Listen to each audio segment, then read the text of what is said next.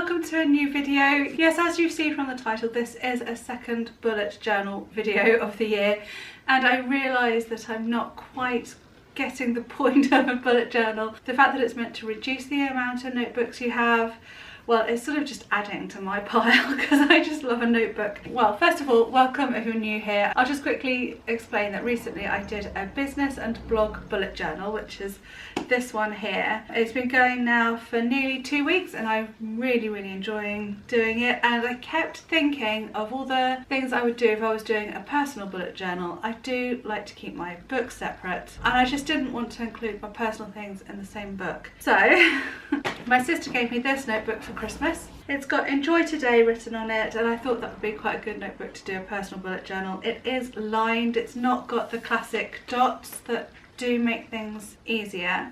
We'll see how we go. This book is not going to be as precious as my business one.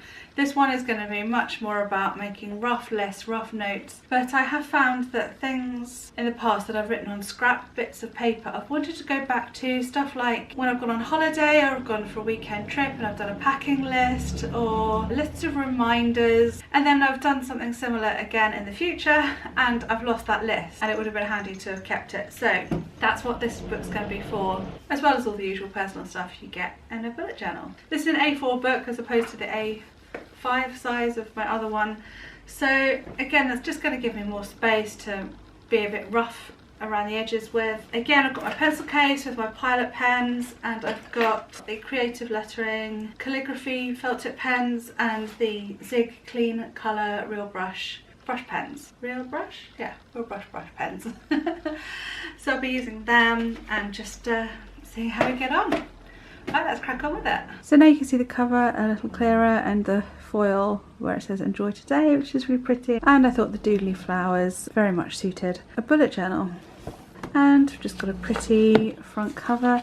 As you can see, there are 1, 2, 3, 4, 5 tabs on the side of here. I just don't think I'm going to use it like that. I never have got on well with forced divides because I hate seeing waste of paper. I'm definitely going to add to this page. I mean, it looks awful. It looks so plain and boring, but I did forget to leave space for a contents list, so I'm going to fill this side up with the content, so that will make it a little more interesting. And I've left a space here probably for a key, or I will just come back and just fill it with doodles because I don't know if I need a key. I'm not sure if I need one, so for the space here, if I find myself using symbols and things that I'm going to forget. If not, I definitely need to make this a bit prettier. As you will see as we go along, it's a very basic book. So I've got space on the left for resolutions and space on the right for big goals. Resolutions, I think, are probably habits that I want to make or break, and the goals are more like things I want to achieve. I know they're quite similar really. I've done a double layout spread for breaking it down. I'm going to take the resolutions and the goals and then break it down into much smaller, bit by bit, manageable, much easier things I can tick off to help me on my way, you know, to give me encouragement to feel like I'm getting there.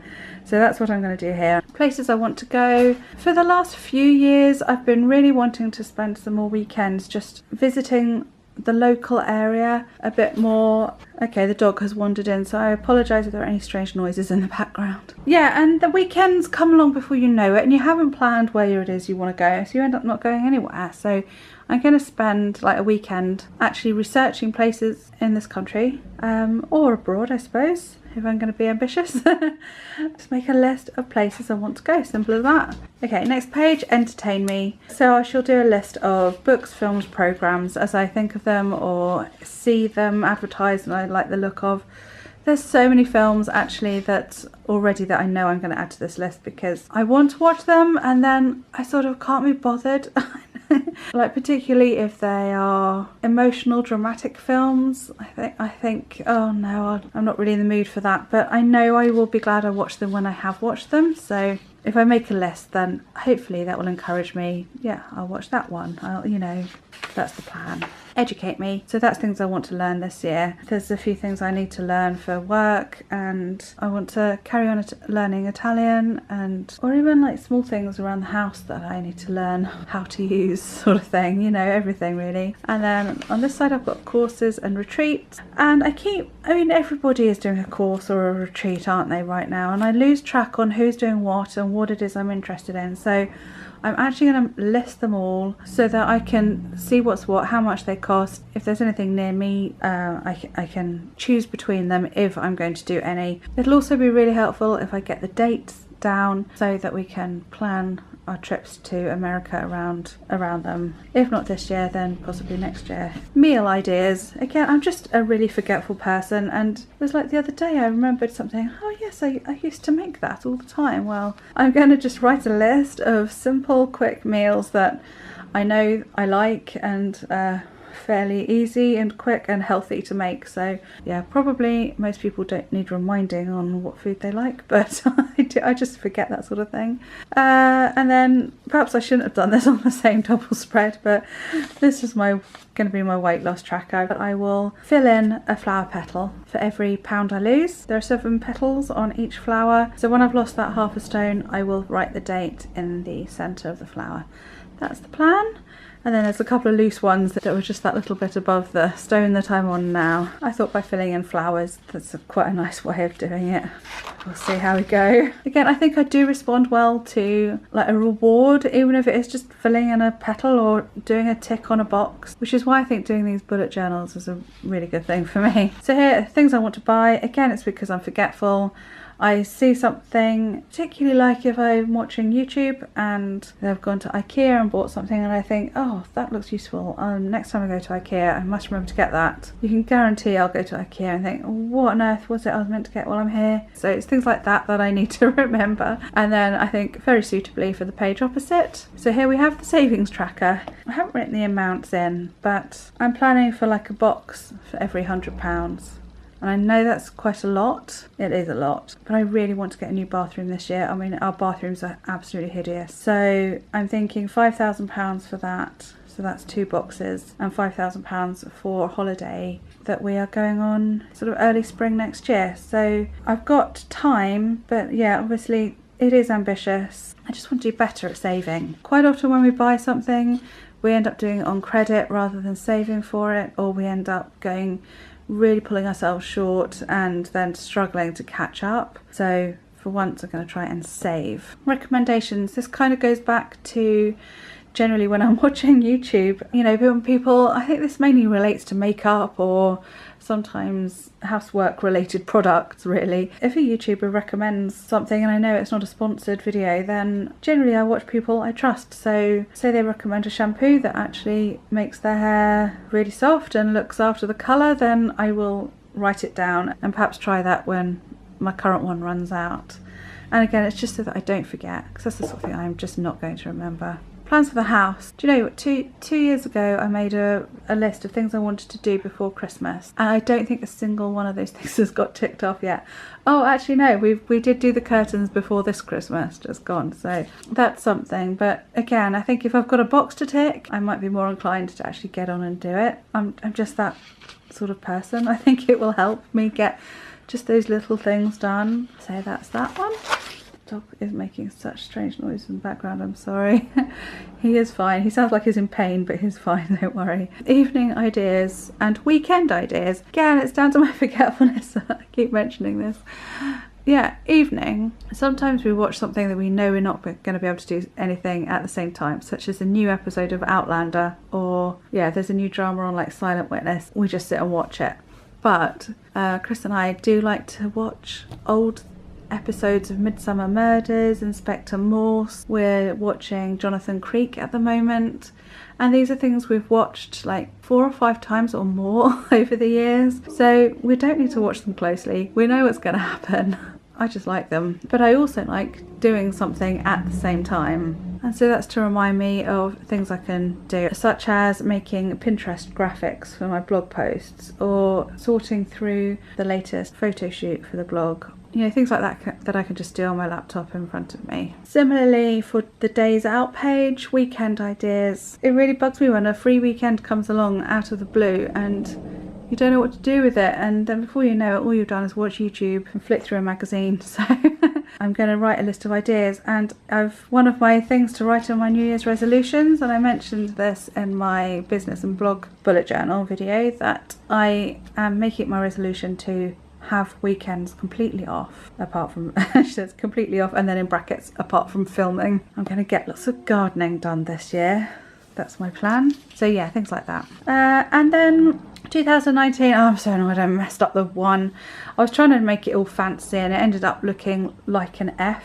Anyway, 2019 memories. So just as little things occur that I don't want to forget about this year, I've got a double page spread to write them down in. And then I've left 2 pages blank in case I want to think of anything else to record for the year. And now we're on to January, and the monthly theme is snowflakes. We do actually have snow forecast for next week, and I've also gone for a sort of an icy blue colour because it is freezing outside right now. I changed the washi tape. Did I mention washi tape already? I can't remember.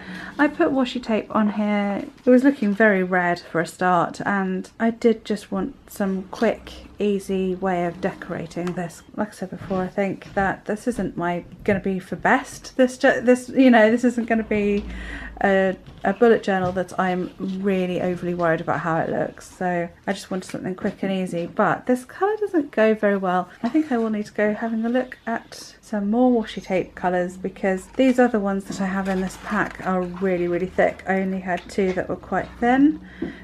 This one and that black and white one. So anyway, January goals, you know, that explains itself really, and a to-do list. I have a nice big page to write everything down that I need to get done this month. And then I'm doing a mood, food and energy tracker on this page. I wanted to do something a little more interesting. I've seen some brilliant mood trackers with all kinds of doodles and pictures to track it, but I wanted it against food and energy. Well, food basically means whether I've eaten healthy that day, and energy, if you're new here, you may not know I have hypothyroid disease, and I struggle a lot with my energy levels, and I just wanted to put those 3 things next to each other to compare. It really did limit my space because obviously there's only 31 lines down the side. I couldn't really fit in anything more interesting. I was trying to think of a way of doing snowflakes and doing like how long the snowflake things are to represent how good I felt that day. But at the end of the day, I don't want to have to spend time deciphering it. So I'm just going to go with a line. I draw them how long. If I'm feeling great and if I ate super healthy, then the line can go all the way up to the end. I definitely feel this layout needs working on. Maybe I'll make it a double page spread and do the month across the bottom and do line, I don't know. Anyway.